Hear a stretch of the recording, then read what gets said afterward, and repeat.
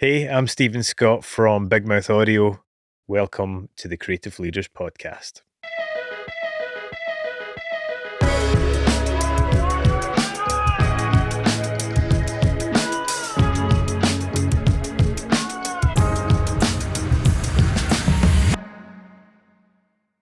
Adam, how are you?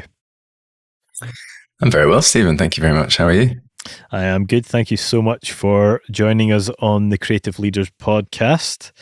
We're just going to start off, as we always do, by asking you to give us your origin story and also the kind of why behind what you do. Yeah, my pleasure. Firstly, thank you for having me on here. It's kind of surreal to be invited to a podcast about creative leaders, where I don't think I'm leading necessarily, but I'm certainly trying to forge a path. And in terms of my origin story, I suppose I have always been a gamer to some extent, even if I didn't have always a games console or access to all of the latest games or the coolest stuff. I was always playing games. And I studied music and just ended up one day finding that there was a course that kind of put these things together with computers and music and things I was interested in. And so I studied music technology, which it was the closest thing I could get to kind of sound production or sound design or any of these things, because they didn't really exist back then. And did that for a few years. And afterwards, I was trying to figure out what to do with my newfound unemployment. And then a friend of mine was saying that he was interested in games journalism. And I thought, well, maybe somebody does the sound for those things as well. So I don't know, I'll see what I can do. And then I basically applied to every single games company in the whole of the UK where I was living at the time. And I think I heard back from maybe 3 of them. And I got my first start with Midway Studios in Newcastle. And very kindly was brought on as a tester, as a quality tester, which was playing the game and trying things out and trying to break it. And then after a couple of weeks of that, made friends with the audio department and they borrowed me. And so I ended up just working in implementation and figuring out processing of the localization voices and things like that, like kind of tail end of the project stuff. And then after that finished, I got another job in game audio at Jagex in Cambridge, doing like as a composer and sound designer. And that was completely different. Again, like it was kind of like, I don't know, triple indie studio. I'm not really sure. They're famous for RuneScape, the MMO. Yes, yeah. And they did a whole bunch of other things at the same time, and like small little projects that you could really get your teeth into and be like the lead on, and then come back and do like small parts of quests and things. And how I became a voice designer eventually is that I started working with the recording for dialogue for these quests for RuneScape. And somebody wanted to do a tutorial for the game.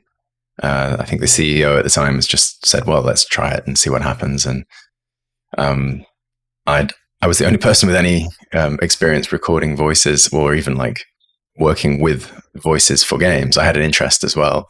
And so I volunteered and figured everything out from the ground up, like the legal side, the casting, finding a studio, going to the studio with a badly prepared script without line numbers. And, we did everything wrong, like every mistake you could possibly make in a recording pipeline.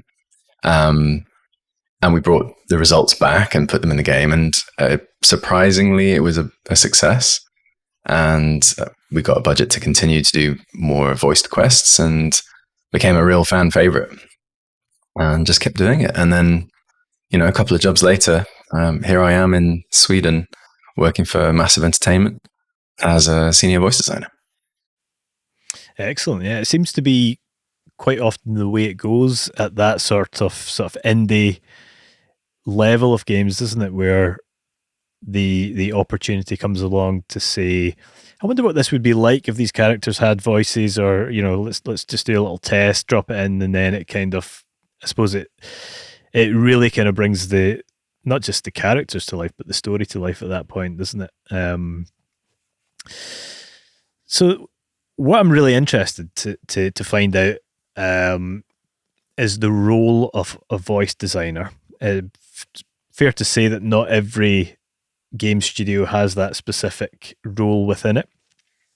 Can you sort of give us some sort of insight into what the role of a voice designer is, what's on your plate on a sort of day-to-day basis, and what you're ultimately responsible for at the studio, or on a given project? Yeah, sure. It's interesting what you said about the role-playing games thing, actually, because, and maybe we'll touch on that again later, but like giving your character in the game a voice can be such a divisive thing. And so some people think like, this is how my character sounds. And then when they suddenly hear them, they are upset, or suddenly it matches. But I think the chances are of the voice coming out of that character, the way that somebody imagines it being exactly what ends up being recorded and put into the game, if the game didn't have voice in the first place, it's quite slim that they'll be in alignment, because we've all got our own imaginations of these characters.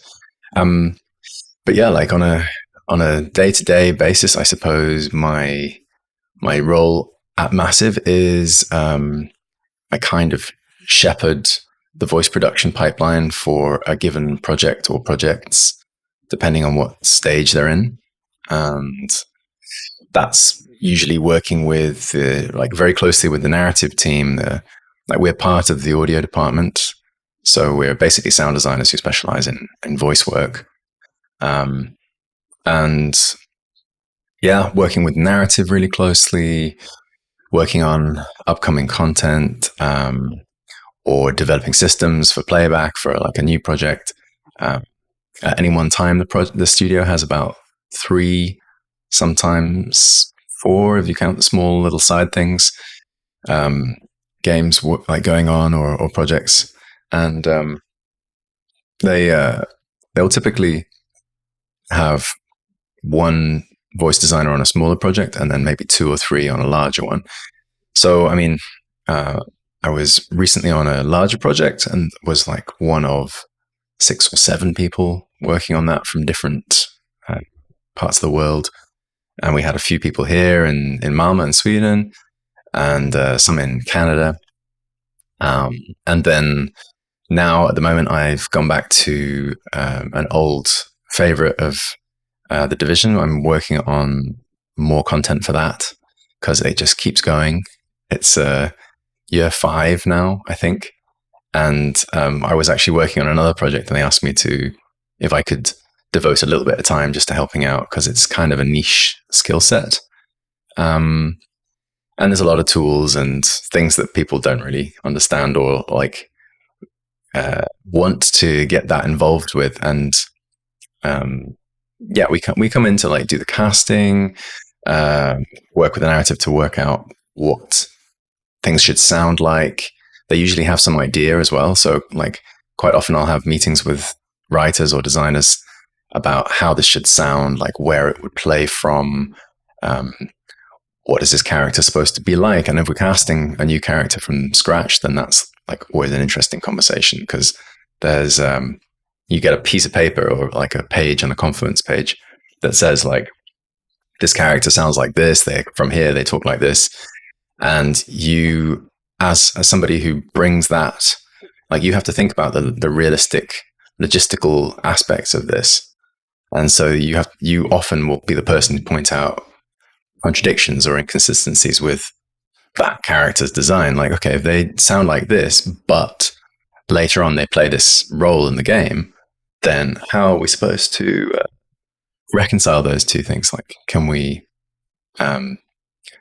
change where they're from? Or we've got this really great actor we want to work with, but they're not from that exact, like, specific cultural background. Could we adapt the character bio so that it's representative? That kind of thing. And yeah, I mean, like, a typical day will be either at home or at the office, depending on the day. Like, we have a flexible hybrid system here. And, downloading the build, downloading the latest files from the overnights, catching up with, like, a lot of mails from partners in Canada or elsewhere in the world. Like, we work a lot with Shanghai and teams in Singapore as well. And I'm working really closely with a team in Romania at the moment who are just an hour ahead, which is great. But, sometimes you're having, like, meetings with people who are a bit tired later in the day, or they're wide awake and you're just getting up. So it's like a really international place to work. Stop me if you want to hear more about any of these things. I'll just keep going otherwise. No, it's. I was going to kind of ask there. So is that, involving the localization? Is that kind of something you're over as well? The sort of the localization of those titles as well, or is that a different department? So we usually have we have a localization project manager on each project, and that's usually one or maybe two people, depending on if they need if somebody new is coming in and they need kind of chaperoning. And they will supervise the actual production of the voices. So, like, for Spanish, German, Italian, like whichever languages. On Division, we localize into 9 other languages. And so we produce the English, and then the localization pipeline kicks off. And so we have to be aware of it and intimately familiar with all the stages. And, if something changes, then we have to let them know. But there are also automated pipelines that go like, okay, this thing's happened, so it kicks off a bunch of checks. Like, does the text need to change? Do we need to re-record? And that kind of thing. So yeah, but we work really closely with localization. Like, I'm always talking to, we've got a lovely localization team on this project. And I'm always saying, hi, I'm really sorry, but I need to change this thing. And if we do change that thing, how will that affect you? And they're going, that's okay, because that actor's coming back in to do some pickups. So, or, oh yeah, maybe we can pick that one up in the next session and no one will notice the difference. Or, like, it's a really fun back and forth with localization. Yeah. So is that something that's kind of happening simultaneously, the localization, while you're also doing the original English version? Yeah, often they start really soon afterwards because there's so much content to get through. Like, for a game like the Division 2, I think we're over 100,000 voice lines now. And so every piece of content can add anything from like 300 or 400 lines to a few thousand, depending on if we've got combat things or like systemic stuff. And so yeah, like we'll end up working on the English part, and localization will just be keeping track. And then they'll start the text translation. And then when we finish the recordings, they might come along and see, okay, did any of the text change during the recordings? Then they'll make their adjustments. And once we've got the English recorded and it's available for them, then they'll take that as reference and then they'll do the localization versions. And, if we thought sometimes, okay, we're going quite quickly on this recording, localization, they just speed through it. It's like speed running a recording session. It's kind of amazing, actually. Yeah, it's incredible. We do a fair amount of localization, or at least project managing it, and sometimes we're doing that for kind of linear content, animation, live action stuff. And I remember we were speaking. I think we actually had an actor in our UK studios who they were actually dubbing. I think it was a German series into English, and their character was, I think the character was Polish. And so the actor was Polish, performing in English, and she was telling us that back in Poland, when they were dubbing, a series, for example, it was literally like hit start and do it in real time, and they were so well versed at the art of dubbing and localization that they could kind of just do it on the fly, presumably then just jump back for the odd line, But yeah, so quick, so quick. But I guess they've always had to localize content, for decades. So they're so used to the workflow.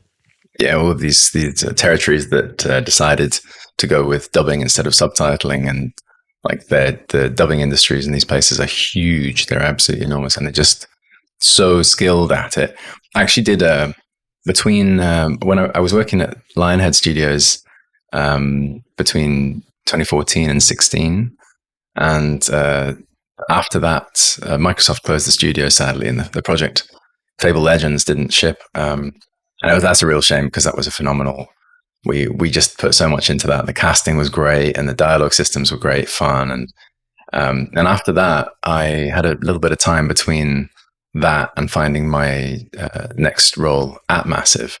I had about 6 months where I was just kind of freelancing and taking a little bit of time out. A couple of intense years on a project, and I got to do a little sort of. I guess it was like a tryout TV pilot for Pimer Studios, because I'd been working a lot with them, and we'd become good friends. And they were like, "Well, you just come in and you can do the casting and the directing, and you can record it if it goes that far." And so we did a pilot TV show of a Spanish language show into English, and I did the British English version, and then we also were doing an American English version in parallel. And it never went anywhere, I don't think, but it was really eye-opening to do and quite interesting, because we were reverse dubbing, I suppose. Like, we're not reverse, but talking as a privileged English person here. But we were taking a Spanish language and trying to fit English to it, and it was so challenging. And some actors were just naturals at it, like singing as well. Like, that was hard, really hard. Yeah, it is.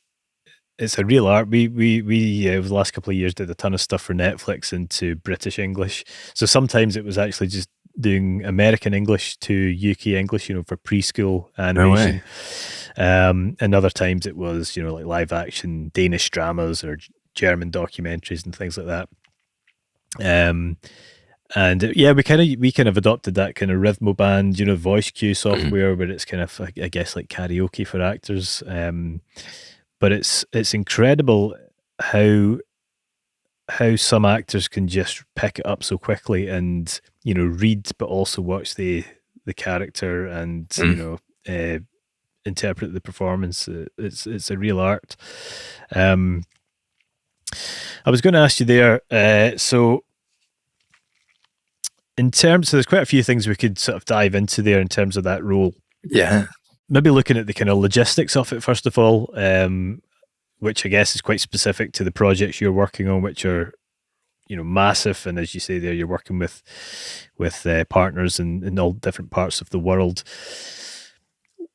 How do you even begin to sort of manage that size of a kind of international team? And, I'm kind of thinking here specifically, they'll, the different studios, potentially different casting directors, and then just, the hundreds of thousands of lines of dialogue and audio assets which ultimately need to make their way back to you. What's the kind of overall view of sort of managing something like that? Where do you start? Yeah, I think, Ubisoft as a whole is very production led. So the production department, the project managers, production coordinators, APs, there'll be one on each project who's kind of dedicated to the narrative or the gameplay design and all these other parts. And audio has somebody who's usually kind of handling that and something else, or sometimes just audio if you're lucky. And they can give you a lot of time and attention, and they can help you to kind of steer, because obviously as creatives and people working in a creative technical field, we're not always the best placed to then say this should happen at this time, at this date, because of that other dependency and so on. So we really end up relying on them for just keeping us honest and keeping us on track. At the same time, it's still a creative thing to be doing. So those people tend to either like want to be or absorb a bit of that creative spirit as well. Or they have it innately. So they're people who are interested in it. And that's the best. Like the best collaborations are when you've got somebody who's really interested in the field and like they love what they do, but they just happen to be really good organizers, or they have grown up in a creative household, or they've got a passion for writing, and they can help you to manage, get all your ducks in a row. And on smaller projects, like I did a really fun project a little while ago where I started a project and then handed over to somebody with a team in North Carolina and in the States. And that was a lot smaller. It was all remote because I was in Sweden and working with them indirectly. Like that was during COVID, actually. So that was kind of interesting because I got to basically bring all of the skills and knowledge that I got from working on Division 2, which I just finished and shipped and done the first DLC, to then kick off this new project and then do all of those things. And so it was like, okay, what worked well from the last project? Well, we worked with this in-source team in Montreal and Toronto, and they handle a lot of our recording in Canada because we've got such big studios there. A lot of our work's there. And that went really well. So let's go with them again and kick off. There's like benefits as well. They've got internal casting directors. So we'll work with them and find some, but also this one director was really great and we'd love to work with her again. And, let's see what we can do. And then the casting kicks off because we've got an idea of our characters. And then once we've got our cast, which can take a while, the main cast, at least we get that done. And then we start to kind of look at, okay, where are they and where can we record and when is the script going to be ready? Like when are we going to be locked enough to record either enough to do a sort of prototype or like a vertical slice of a game, or, are we going to have a significant chunk that we can actually do and, like make the thing. And then, I suppose from there you just kind of roll and see how big the project gets. And like sometimes in advance that this is going to be a huge thing, or you think it'll be like, in this particular case, I was knew I was going to roll off so I could come back onto working on a project at Massive. So then it was kind of figuring out who's going to take over and teaching them and like bringing them up to speed. So, but then on a bigger project, it can be like a team of you and you're starting to kind of work out like, okay, this is the deadline for this piece of content. Like we're going to have this whole part of the game done by then. And so it'll either be ready to work on then, or we need to already have done the work to then put the VO into the game for that review, So sometimes it'll be like selectively doing some content or like just the main storyline or a main faction and or just doing the whole thing and then committing to, okay, we're going to have a little bit of wastage here because we know some of these things are going to get iterated upon. Like deciding those things further down the line. So it's one of the nicest things about Ubisoft is it's such an international company, and we've got colleagues from all over the place. And I've been working very closely with Swedes, with Poles, Americans, Canadians, and everyone has a completely unique perspective. And so like conversations can be really lively or interesting, and people will throw in idioms from their own language and like put them in English, and that can kick off a discussion. And sometimes these things end up in the game and it's like, oh yeah, so and so said this once, and that becomes like a thing, and it gets into the script. Like, yeah, it becomes really a really interesting place to work. It kind of leads me on to my next point quite nicely.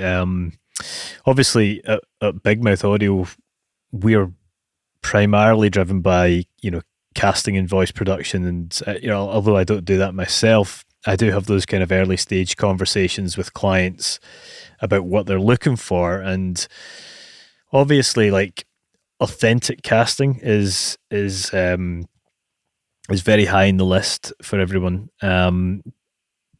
But oftentimes, and sort of more recently, what we're hearing is how can we be more innovative with casting choices for our game? Finding fresh voices, finding actors that we haven't heard before, or ultimately, hearing that too many games are beginning to sound too similar. Is this something that you're finding in your role, that you're looking at more innovative ways of casting, whether that be, which I know we will talk about in more detail, but whether that might be opening up to remote recording possibilities, or really sort of doubling down on the authenticity of the character and looking for those actors in different countries, different locations? Yeah, yeah. It's actually something I'm really passionate about, is making sure that our cast is representative of the people who will look at the game and play the game and think, like, that's me. This is me. I wonder who plays that character. To see themselves in a game is like a really special thing. And so when I was working at Lionhead, I was given a sort of direction by my audio director, Steve Brown, at the time, and the the narrative team as well, on the writing for it. And they wanted the cast to really, like, be hugely diverse and different, and everyone have a different timbre voice, like an orchestra. So, you've got this one here and this one here. And so they were really keen on finding, like, an interesting mix of voices. And they were all the hero characters on that project. They were all these huge characters. Like, they had ridiculous backstories. And we went quite far looking for actors for that. I think it's a real shame that the project didn't come out, but we had a wonderful actor who was discovered busking, and she was singing on the down in the Tube in London. And one of the casting people at Shepperton had just said, "Excuse me, do you fancy having a go at some acting? Like, have you ever done any acting? Your voice is wonderful. We need somebody who's a bit musical for this role." And it was Bard, like a Bard character called Verse. And the actor who ended up being cast for that role was, like a professional busker, basically, and a musician and singer, and hadn't really done a lot of acting, but was interested. And so we took a chance on her. And during the process of recording, I think we recorded with her for maybe like 30, 40 hours.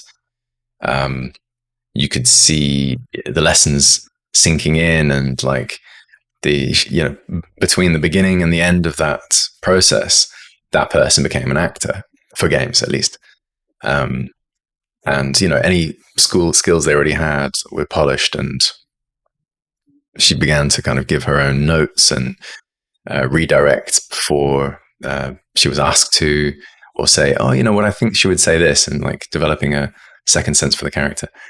And on some more recent projects, we've had casting teams looking for very specific casting, like particular ethnic groups, cultural identities, gender identities as well. And we've asked our casting departments to really give us a lot of options, and they've been amazing. The casting teams have just been relentless. They've been looking on YouTube, In some cases where we need like particular cultural backgrounds, they've been looking at remote communities and trying to figure out transport or like local recording sessions. And we've been recording one actor from the Division 2 during COVID. She went back to Hawaii, and family reasons and everything else that was going on in the world, decided to be there. And so another great thing about being at a company that has this the ability and the capacity to absorb these kind of little extra costs, but also like has a passion for storytelling and this drive for authenticity, means that we can say, hey, can we find a recording studio in Hawaii, please? And they'll go, yeah, sure, let's look for one. Let's see what we can make it work. Because, flying them over to LA and doing all the recording that we would have done before, versus something that might sound a little subpar, or maybe it sounds just as good with a bit of cleanup. So it's great to take a risk and take a chance on somebody who may or may not work out. But those people that you give that opportunity to will become the talent of the future. Like, all they need is a leg up. All they need is a start, and then they can become who they're meant to be. Yeah, 100%. Are you involved quite hands-on with the actual recording sessions yourself? Do you get involved, with participation, direction, that kind of thing? Yeah, usually, I mean, it depends on the project, but like sometimes the narrative director will be much more involved. Like on Division 2, I work with Lauren Stone, who she likes to direct her cast because she knows a lot of them from her time in Canada. And so she actually like had a good rapport with them, and then, why get in the way of that? That's fantastic. Like, if people like each other, then they're going to produce the best work. And then on other projects, yeah, I'll be more directly involved. But then at the same time, I mean, I like to work with voice directors because like they're trained in that. They've dedicated a lot of time to that, and I'm kind of more like supervising this and this and this at the same time. And so you absorb a lot of great techniques and advice and like ways of listening and thinking about things. But then, yeah, actually directing the actors, I think I like to leave to the professional directors if I can. And if it's a smaller session, or it's like Barks, or it's really specific because it's an animation, then quite often the director will say, like, Adam, why don't you just take over this bit, because I'm not going to be able to get there as quickly as you, because this very, very specific thing. And then they might help me out if I'm being clumsy with my language, or, saying, could you do it a bit quicker? And they're like, well, why don't you try it with a bit more energy? Oh yeah, that's a good way of putting it. So yeah, I mean, I'm involved as much as is needed, really. Yeah. It's a great topic. It's something when, I get asked all the time about, the role of a voice director, and sometimes it can be hard to put into words, which is almost kind of ironic because that's kind of what the voice director is there for, I guess. Is that kind of go between say, for example, yourself or writers or producers and the actors. How would you kind of sum up the value of having a voice director in the session, on a project? What do they bring to the table? I think they bring you perspective, because they're working with the actor so that you can listen. And that's invaluable, being able to just take a step back and go, I think it's nearly there, but can we try something else? Like, you might not know what you're looking for until you hear it. And so the director's job is to get the actor into different places and guide them safely as well. Like, we've had some. It's lovely to be in a supportive environment where you can work with an actor and then that feels looked after. And I think we had a recording session a while ago where an actor was, their voice was a little crackly and they weren't quite there that day, and they needed to take a break. And we were able to say, hey, everyone, are we okay to cancel the session? the actor's voice isn't going to work out. Like, can we rebook? And they were terrified of losing the gig. And we've had actors who've just had babies, or, you know, one who'd recently been in a car accident and turned up at the studio because they didn't want to lose the gig. And we've said, look, this is great. Or like, we've managed to arrange childcare for the recording session. And, you know, shorter stints and more breaks. Like, it's a luxury, I admit, because sometimes you don't have the budget or the bandwidth to do those things, or the support. But yeah, like having a good director who's listening to the actor and looking after them. They're an advocate for us and for the script. But they're also there, like, they're on the actor's side ultimately. And so that we are kind of asking the director, this is what we want. This is how we hear it. Can you bring us there, please? And then they might get there in a different route that we were expecting, because otherwise we'll end up being just prescriptive, like regenerating whatever we've been watching on TV or some cliched thing that we've grown up with. And actually, this person has a different background and a different story to tell, and like another way of looking at this character that you might not have experienced or imagined. And that is where the actual magic happens, like the innovative, the fun, exciting storytelling comes from those unexpected moments.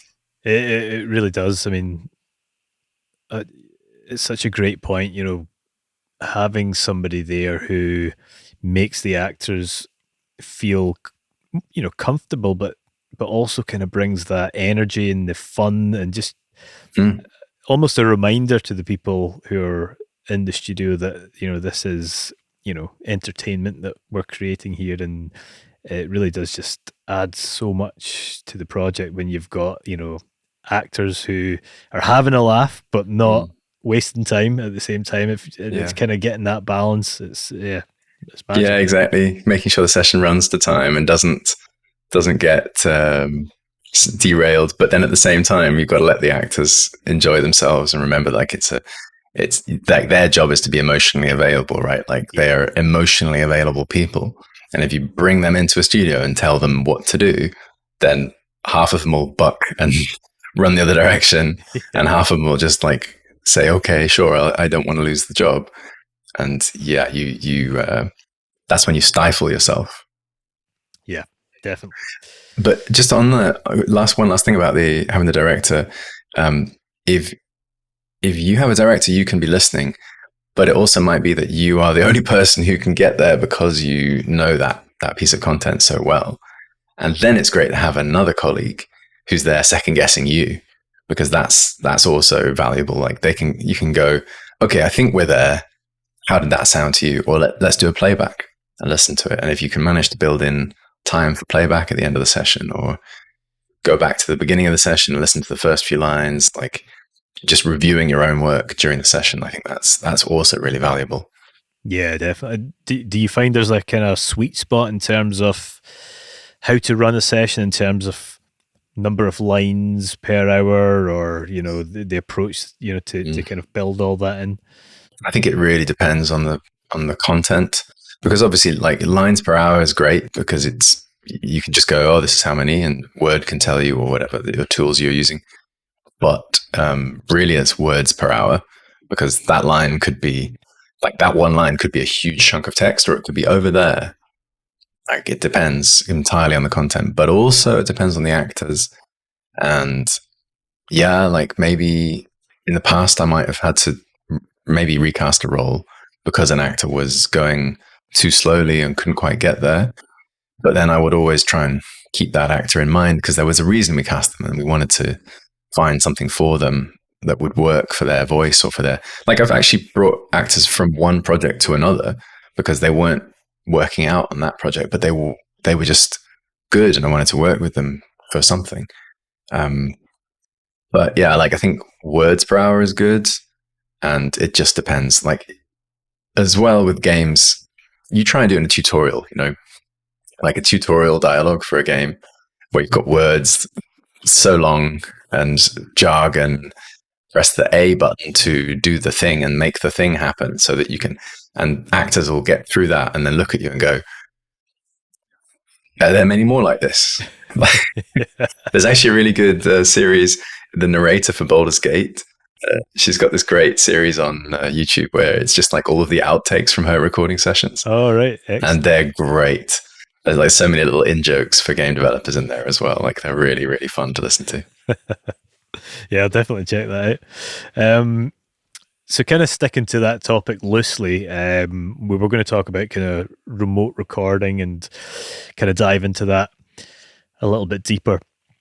I suppose just, where do you start with the concept of remote recording? Because it's one thing if you're at maybe a smaller developer or publisher. It can be quite easy, obviously, just to have a number of actors working from their home studios or whatever it might be.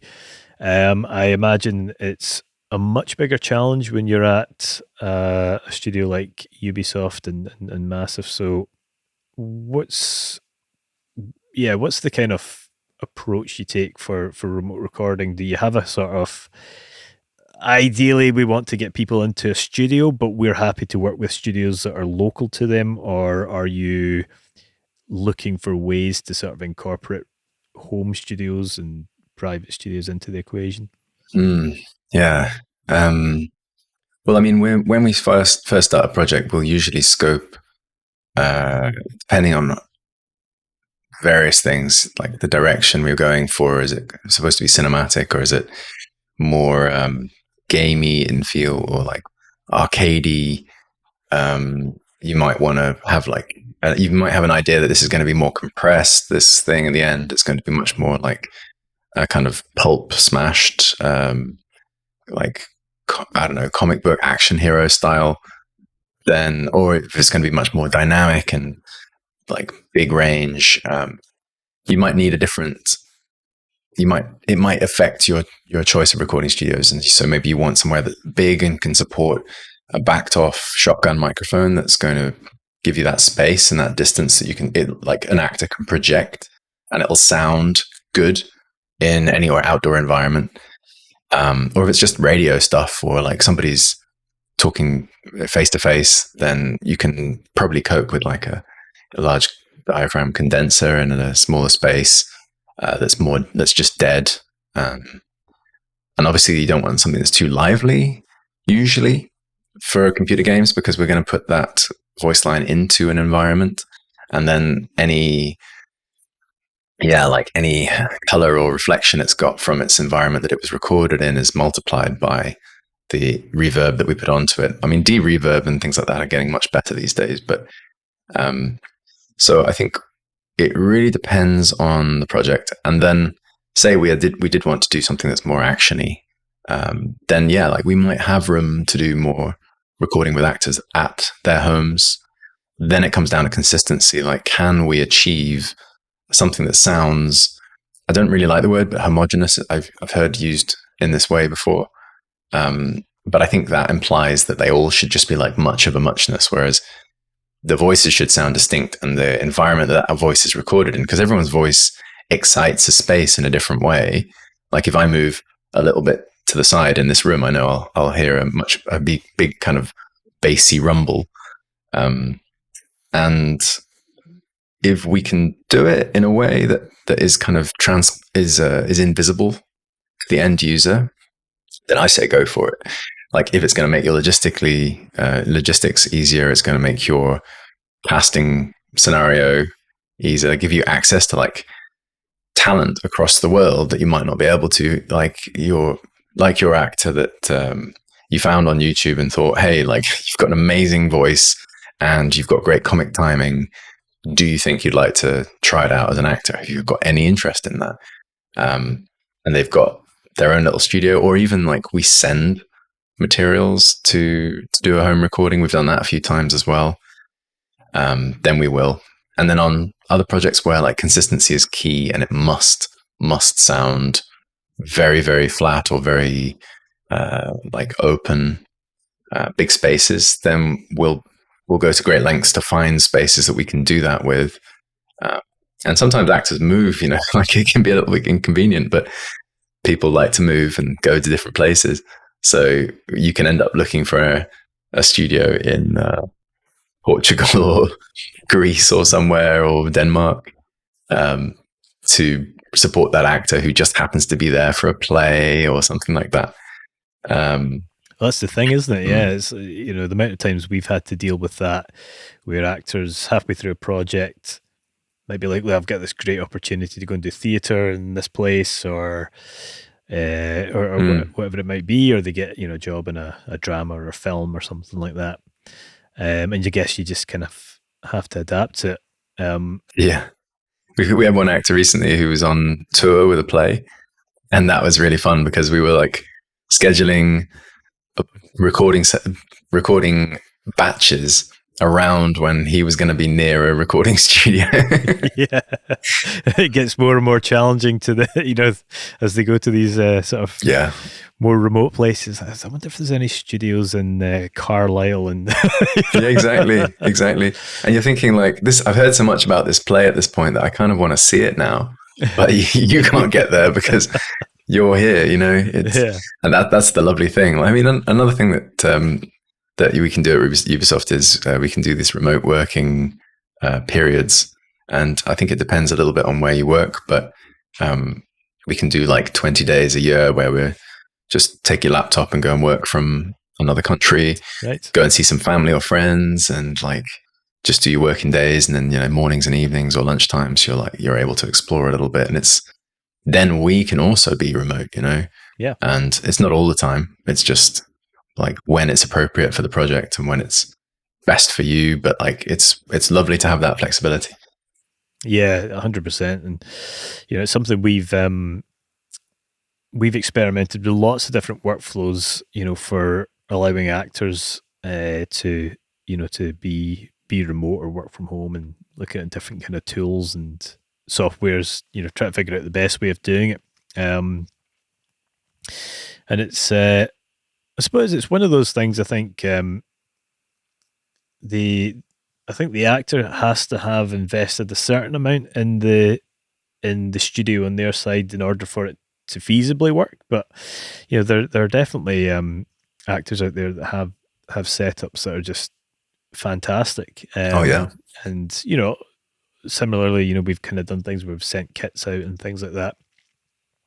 When you made a really interesting point when you were talking about looking for spaces to record in. So if you're doing a game where everything has to be flat, or it's maybe kind of set in large open spaces, is that something you're then taking into account in terms of not just finding an audio studio, but are you looking at specific room sizes, or like saying maybe let's do this on a mocap stage rather than in a booth? Or yeah, a little bit. I think on Division 2 we went quite far with this, where we were requiring that we had a multi-mic setup, and the idea was that some content would go through a DPA or like a COS lav mic, which would sound good processed for radio, and then we'd have like your classic condenser for more voiceover stuff, and then for anything that was projected or in a space or had to match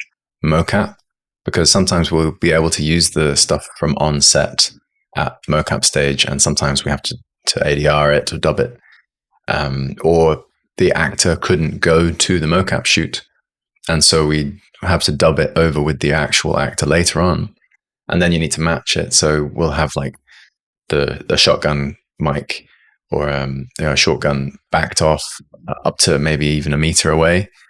I think we were going quite a lot further with it initially on Division 2, and all of the barks were recorded that way with like an MKH 40 and a 60. I think the 40 was closer as a kind of backup and like slightly different axis in case there was air on the mic. And then the 60 would be further away, and that was like our mic of choice, I think. Don't quote me on the numbers. But then, yeah, we had to record in a slightly larger room for that, because you need the actor to not be near any walls and the microphone as well. And it had to be acoustically dead. and well insulated. So we actually recorded all of our combat barks for the main game for Division 2 in Atlanta, in a big film lot. I'm not sure which studio it was. And sadly, I didn't get to go because I had to be kind of, me and my colleague Justin had to be supervising the sessions, and we were doing 3 or 4 at once because we had this couple of month period where we just had to get all of the combat barks done so that we could then move on to the next part. And I mean, a lot of the time you've got these kind of intense periods of development where like you've got a milestone to reach, and it's not like the company's saying you've got to get all these things done. It's more like we know we have to get these things done, and we really want to do these things, and we're just choosing our battles a little bit, like where can we focus our energy to make the best product, to make the best game. And so yeah, like doing an intense period of recording where you're recording 4 actors at once in the morning, and then another 4 actors in the afternoon, and then 3 actors in the UK the next day, and like doing all that so we can get it all done and in the game, and like prove that the system works, and prove that that all these things are. You've basically made a lot of assumptions and just like hope it all lines up and works. Just works. TM never just works, but yeah, long days I could imagine. They can be, but these days I think we're a lot more balanced about these things. Yeah, that's right. Yeah, loads of great stuff there on the actor side of things and the voice side of things. I'm really interested to talk about the kind of audio engineer, even sound design side of things, and I know this is something that you're keen to dive into as well, in terms of talent on the other side of the mic, I guess. There's so many kind of sound designers, dialogue editors who are sort of eager to break into the industry. Let's kind of start there. What's and this can be quite a sort of general question, I guess, but what's from somebody in your position, what advice would you have to that kind of up and coming talent? Words of encouragement, these kind of things. Yeah, good question. I think getting in, well, firstly, if you want to get into games and you want to work on games, it really helps to have a passion about games. It's kind of surprising how many actors who work in games don't play them. And I'm always telling them that you need to really like understand your medium. If you're working in theatre, you're probably going to go and see a play. Obviously, games have a little bit of a higher barrier to entry in a lot of ways because, the subject matter it's not appealing to the person. But luckily there are a lot of games that are not like that, but they might get them more work in these kind of more like AAA shooter style games, and they don't appeal to everyone. The motor skills, like 3D environment, that can flip some people's heads upside down trying to work out the camera. I had a friend once actually, I showed her the Nintendo Switch with Zelda Breath of the Wild, and she was incredibly frustrated playing this thing, trying to figure out the controls, and was just furious. And I was like, well, maybe it's not for you. And then like a week later, I got a text saying, I've just bought a Nintendo Switch. And I've played 16 hours of Breath of the Wild. And she was further ahead than I was. And so people can really surprise you. But I think, like having knowledge of the culture and the games and the medium is invaluable. And it's also quite self-referential as a medium. Like games love to make little references to other games or to like films or TV. They love to make these little digs or jokes or homages to other things. And it's good if you know those things, because then you can actually deliver the line the right way or whatever. And there's so much terminology as well. Like it can be a bit impenetrable in that way, because there's words like, FPS or PvP, PvE, like what do all these things mean? And just listening to somebody on Twitch or YouTube playing a game and talking about it, you can figure out a lot of these things. And there's actually a Wikipedia page of like known gaming terms, which I tell actors to go and have a look at. But yeah, I think so. There's that side of things, and then if you have a field that you want to get into, like sound, then having an education in it is great and it's really useful, but it's not essential.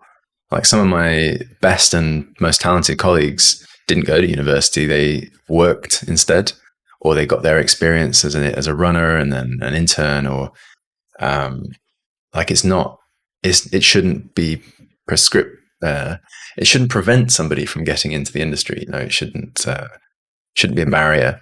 And in games, I mean, my music degree was valuable to me because it taught me a lot of things that I then absorbed as a person, but I don't rely on them every day.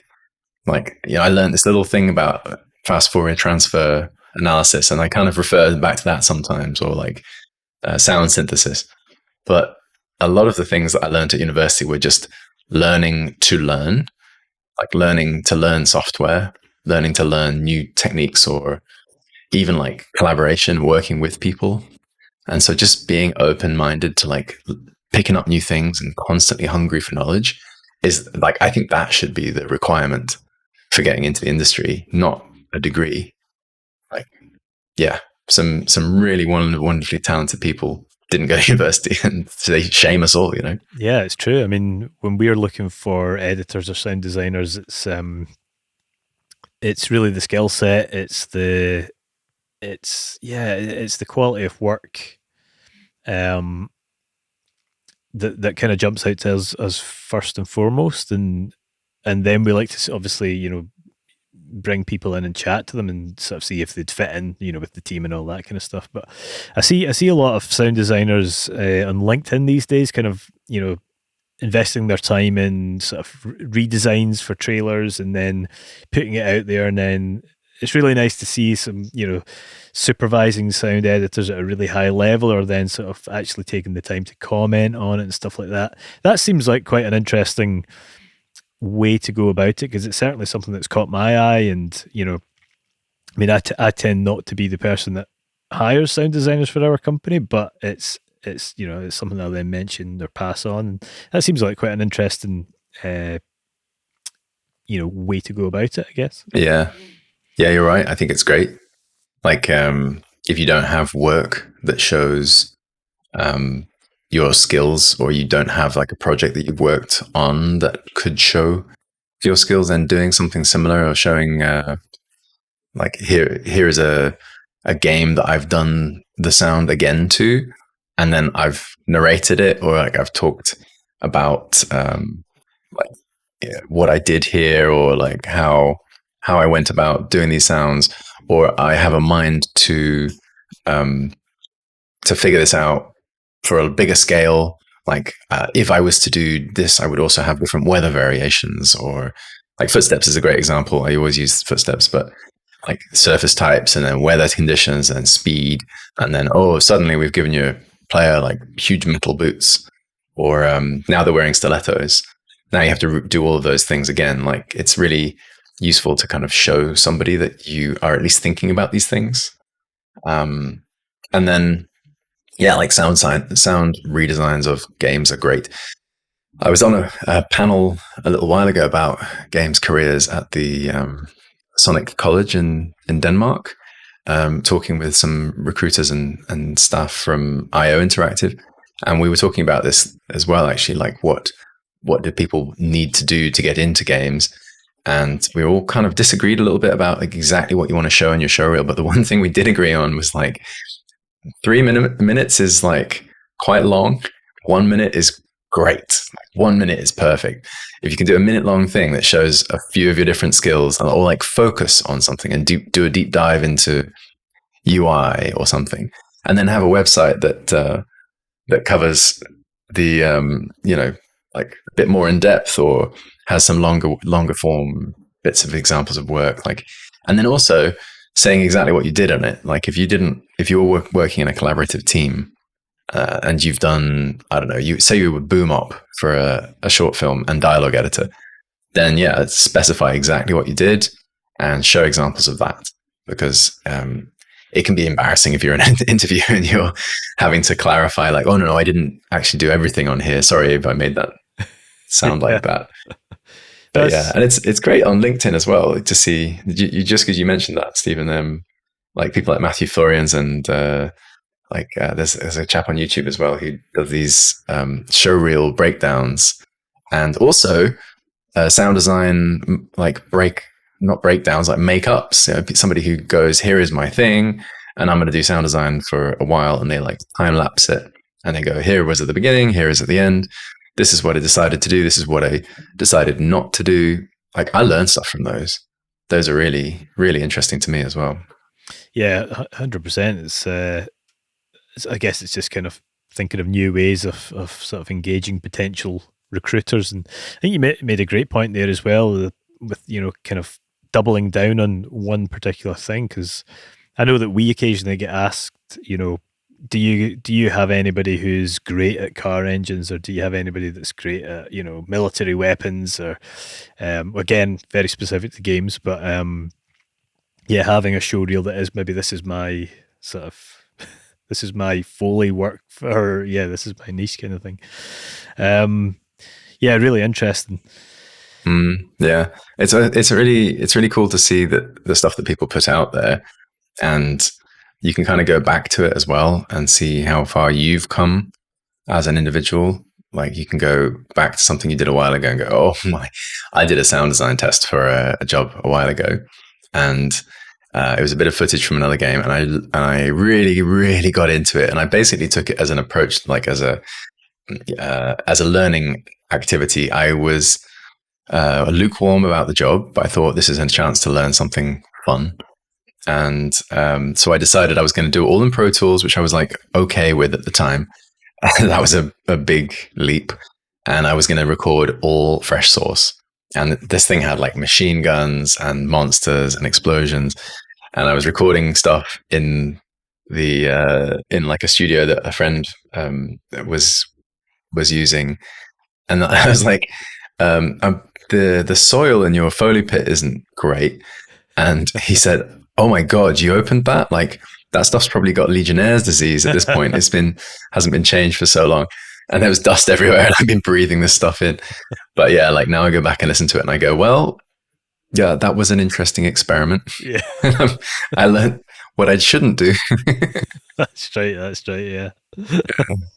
What about kind of before we wrap up, I know we're conscious of your time. What about kind of on the sort of dialogue editing side? Because I often say to people that are at college or uni and looking for advice on how to get in, who ultimately want to be sound designers, I often say to them, think about trying to get in as a dialogue editor, because I assume that there's a much higher demand in terms of you need more dialogue editors per project, and not obviously not to put dialogue editors down in any way, but it's a much more sort of specific task. I guess slightly less creative is what I'm saying, and potentially for games, I would agree. Yeah, and a potentially easier way to sort of to get in. Do you kind of work with dialogue editors? Are you the sort of person that would then sort of bring them on, and what kind of advice, I guess, would you have around that? Yeah, that's an interesting one, because obviously in film and TV and radio and all these other mediums, I'm not sure about podcast, but like that's another thing, and that's increasingly popular. I think cutting your skills, like cutting your chops, doing dialogue editing is a really good way to get good at your workflow and listening. And you'll find you're fixing the same things, and you start to look for like quicker ways of doing it en masse. And a lot of the tools nowadays, they've got these like little algorithms that will help you, and you sort of know when to selectively use them and when not to. So I think it's a really good place for people to learn a lot of those like hard skills. But then, in terms of what we use on our projects, like we do have dialogue editors in Ubisoft itself, mostly on the kind of in-source studio side, though. At the more creative services hubs, like in Montreal and Toronto and Düsseldorf, we have these teams who are dedicated to this. So they would hire a dialogue editor for sure, and a lot of people do come up through that route of like engineering sessions and dialogue editing, and then they express an interest, and then they get an opportunity on a small project or like even a mobile project to start doing some sound design or dialogue voice design, and then take a step up from there. So it's a great way in. It isn't the most creative thing you can be doing, you're right, in games, because we need everything to be so consistent. But you can find places for creativity in it, like, oh, I'm going to try not to use declicker, and I'm going to find different ways of like getting rid of the clicks, but like still try and speed my workflow up. And we've got some colleagues who are really good at this stuff. Like I work with a guy called Franz, who's very good at like finding quick paths to things. He's very technical, and a voice designer in Singapore as well called Ming, who's been over here recently. And he's amazing because you can just say like, I need to do this impossible thing in Reaper. And then Ming will say, oh yeah, I've got a script that does that already. Here you go. Like, I want to select all the regions in this area, but like only the odd number ones. And then I want to rename them to the whatever, like the day of the month. And he'll find something for that. But yeah, like, we don't necessarily hire dialogue editors directly here. And it's a shame when people say like, hey, I'm a dialogue editor, I could work on your project. And I have to point them at another team. But yeah, there are people doing these things. Yeah. At scale, though, I think is the thing to say there. Because if you're a smaller studio, the voice designer role might not exist, because you might have like 3 audio people. And if one was voice, one was music, one was sound effects, then like you'd end up with a backlog of sound effects probably. And so people need to jump around. So it is a luxury to work at a company, and a privilege to work at a company that has enough headcount and resources to hire and train these people in those different areas. And yeah, we're lucky like that, because if you want to work at somewhere smaller, then like studios under a couple of hundred people, you're less likely to have a dialogue specialist. They might be a narrative person who's interested, or a sound designer who has a flair for it, or is just interested in that. Yeah, like coming up through sound design and music. And music's also tough, isn't it? Yeah. Because you want to be a composer. There's not a lot of there aren't many seats at the table for that one. No, exactly. Yeah, it's I suppose with music it becomes even harder, because it's almost like you're working with a particular name or a particular person, because they become so well known for a particular style, or but I mean that's kind of, I suppose, like Ubisoft insourcing, is that like Studio Alice? Is that like one of them I'm thinking of? So it's those types of places. Junction and Alice in Canada, they recently became like one entity, so they're now just one big thing. I'm not sure exactly what they settle on a name for. I like to call them Jalis or Action, but I don't think that's their official name. And then creative services teams who will do these kind of jumping onto a project and then jumping onto another one. And that's a little bit more like in film, where you'll do a couple of months on one project and a couple of months on another, whereas other people will be on a project for years potentially. Yeah. Like bigger projects, you really need to set aside some time for that. Dedicate yourself to it. Excellent. Adam, this has been an absolute pleasure to chat to you today. Yeah, likewise. And again, thanks for accommodating, because I know we've set this up a couple of times and had to reschedule. We always kind of end the podcast with the question: if you could be remembered for one thing, what would that be? And that can, of course, be through your career, your work. It could be personal. It can be both. It's a very difficult question to answer, but I'll pass it over to you. My amazing cooking. No, I think it's getting better. I think I would love people to remember me for being generous with my time and helping people to achieve their best. And for, if I put my foot wrong, learning from it and being earnest and humble enough to apologize and say, I'll try better next time. I think that's something that I've come to later in life, is learning to be humble and trying to not blow one's own trumpet, because so much of the rat race and like getting ahead is about competition and being the best. And actually then it ends up being more about being friends with everybody and getting along, or at least like knowing how to work with certain people. And so I like to think I am, and I'm getting better at navigating those relationships. But I will always set aside time to anyone who wants to learn something, or to like take a next step, or I don't know, take a leap of faith.